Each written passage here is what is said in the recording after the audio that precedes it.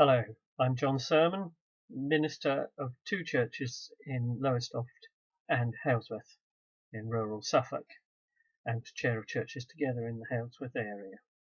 But I'm also chairman of the trustees of a small charity, Romans 1:11 Trust.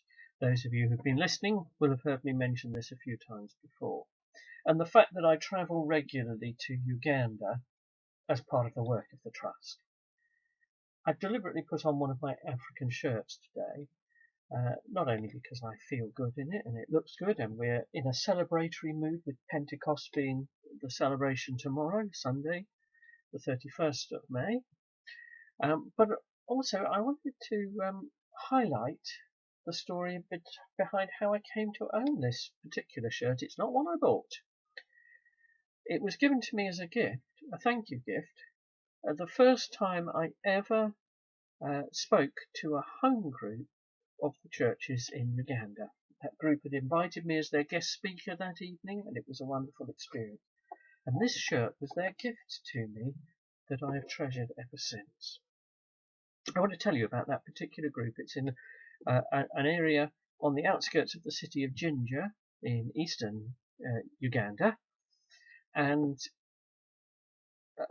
a friend of mine, one of the pastors in the area, lives there. He was approached unexpectedly by a neighbour he did not really know. On one occasion, the lady said to him, "I understand you're a pastor. My son is seriously ill. I want you to pray for him." So my friend went to pray for this young man.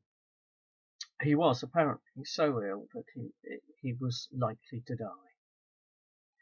And on more than one occasion, people from the church gathered and prayed for him, laid hands on him, asked God for healing, and he recovered.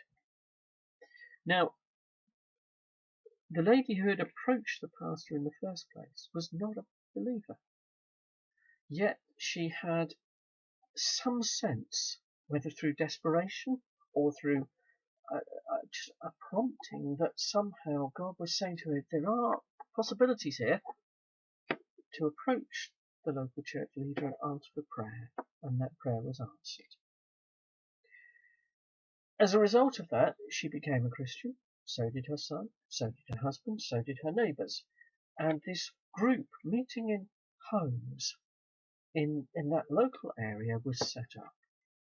Now, the reason I wanted to tell you about that is that it reminds us of what was happening when the Christian church first got going. You'll remember, of course, if you've had any kind of background of understanding anything about the Bible, religious education at school, whatever, that in the earthly ministry of Jesus Christ, a big factor in it was that he did quite a lot of miraculous healing. But he also promised his followers, you will have the power to do this too. And it's exactly what happened. If you read the part of the Bible called the Book of Acts, you hear how the church started to get established. And healing, and prayer for healing, and prayer that's answered was happening all the time. To some extent, we've lost sight of that in the church today. We're so rational that we don't easily expect answered prayer. We don't easily expect something that we can't give a medical or scientific explanation for. And yet, the promise of God was that this really would happen. And so it was that Jesus told his followers, you will receive power when the Holy Spirit comes upon you. Now, the main reason is so we can be witnesses to Jesus. But that power includes that sort of healing prayer that this young man experienced on that occasion.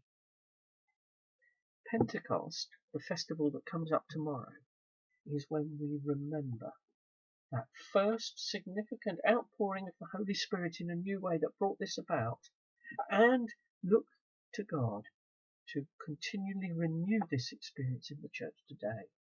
And I'm delighted to be able to tell you, those who can join us on our Zoom service tomorrow, that amongst our not so local guests, a pastor from a similar part of Uganda called Simon is going to be with us, which will be exciting. In the Ugandan situation, as I mentioned yesterday. They didn't lose sight of this part of the ministry of the church as much as the West did over history. And we in the West, we're in an exciting period of rediscovering what God always intended for us. In this difficult lockdown situation of the coronavirus pandemic, here we are, knowing that it's part of the role of the church to be there for people, and part of the role of what God intends, that we are equipped by His Holy Spirit. Join us tomorrow if you can. Join with another church online if not. Be open to being equipped by God's Holy Spirit for what He wants His church to become and to achieve. God bless you.